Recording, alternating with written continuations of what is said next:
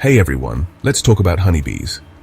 These tiny creatures might seem small and insignificant, but they play a massive role in our ecosystem and agriculture.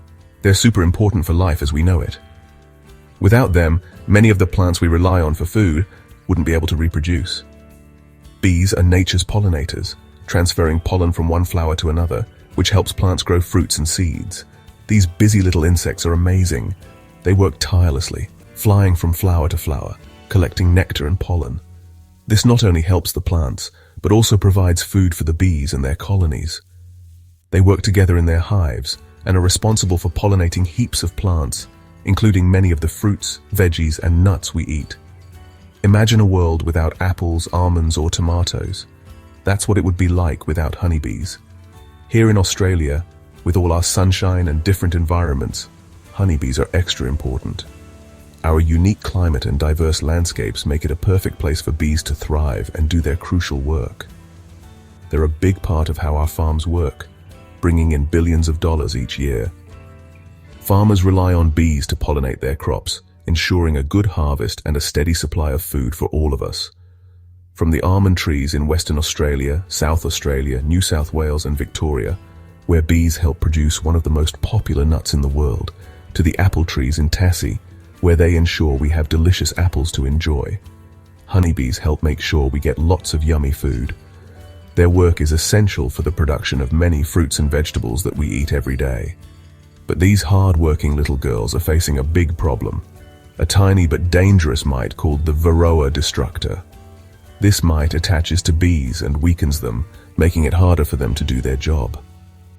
It's a serious threat to bee populations worldwide, and if we don't take action, we could see a dramatic decline in the number of bees, which would have a huge impact on our food supply and ecosystems.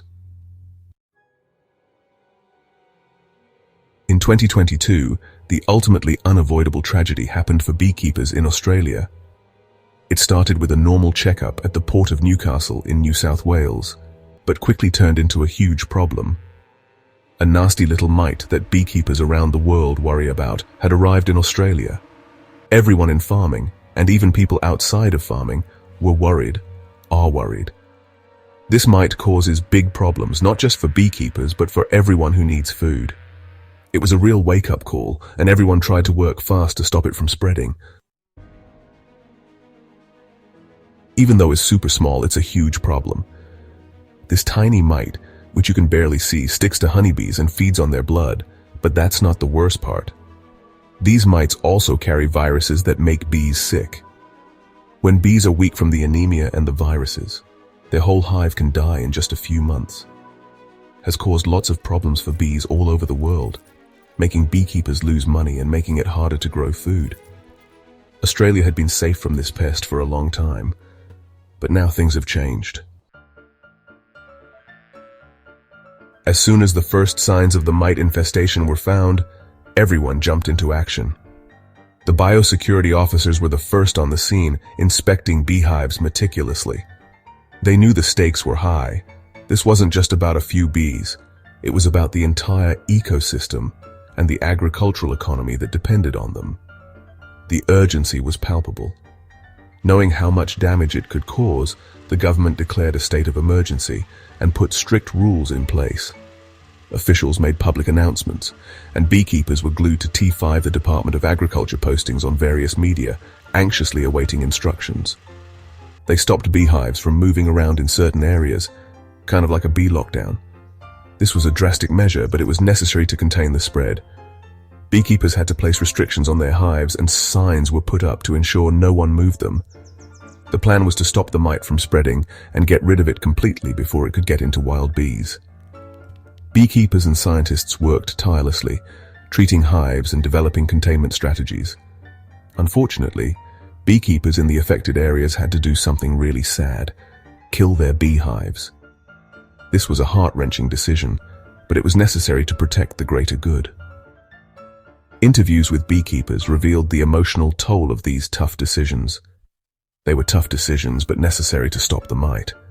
The sight of empty or burnt, destroyed hives was a stark reminder of the sacrifices made. Beekeepers shared their stories, highlighting the emotional and financial impact of the crisis. Research labs analyzed samples, and there was a strong sense of collaboration between beekeepers and scientists. The problem affected more than just the areas in lockdown.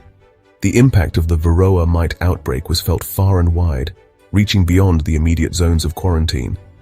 This tiny pest posed a massive threat to the agricultural backbone of Australia, affecting not just the beekeepers, but also the farmers who rely heavily on bees for pollination. The almond industry, which really needs bees for pollination, was worried about losing crops.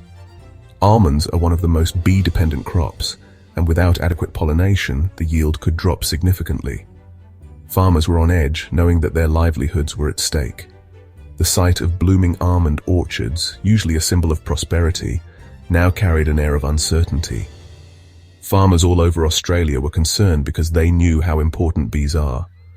From the vast canola fields to the lush vineyards, almost every sector of agriculture felt the ripple effects.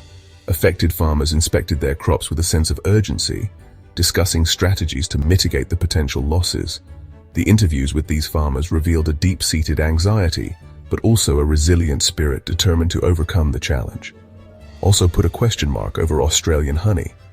The Varroa mite not only threatened the pollination process, but also the production of honey. Australia is renowned for its high-quality, pure honey, and any contamination or decline in production could tarnish this reputation. Animated graphics showed the potential impact of Varroa on honey production, painting a grim picture for the industry. Australia is known for its delicious, pure, clean honey, but now there was a risk that it could be affected, which could be bad for selling honey overseas. Honey producers voiced their concerns in interviews, highlighting the potential economic impact. Export markets, which value the purity of Australian honey, might turn away if the Varroa mite issue wasn't controlled. The stakes were incredibly high. Farmers and beekeepers came together, sharing knowledge and resources.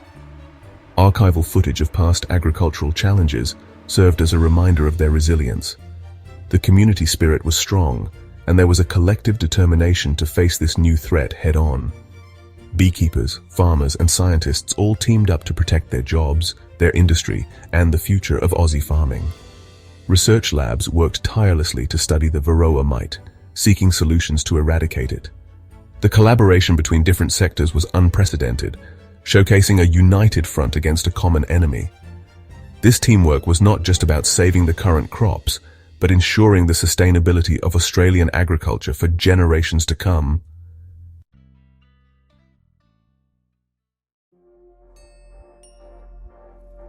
Scientists all across Australia are working hard to understand and fight.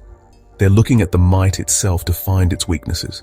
They're also trying to find new ways to find and control the mite that are good for the environment. Scientists are even looking at bee DNA to see if some bees are naturally resistant to. They hope to breed super bees that can fight off the mite, which would be a long-term solution. Fighting is a team effort. Beekeepers, with all their knowledge, are watching their hives closely, reporting any problems, and following the rules. Scientists are working hard in their labs to find solutions. The government is giving money, organizing everything, and giving important information to beekeepers and the public. It shows how Aussies can work together to protect an important industry, a special insect, and the balance of nature. The fight against isn't over yet. There are still big challenges, and it will take time and effort. But there's also hope. Beekeepers, scientists, and the government are all working together, and Aussies are tough. We hope that with hard work, we can manage this problem. The future of Australian bees, and our food, depends on us staying alert, doing research, and supporting the people working hard to protect these important pollinators. If you want to learn more about and how you can help, contact your local beekeeping group.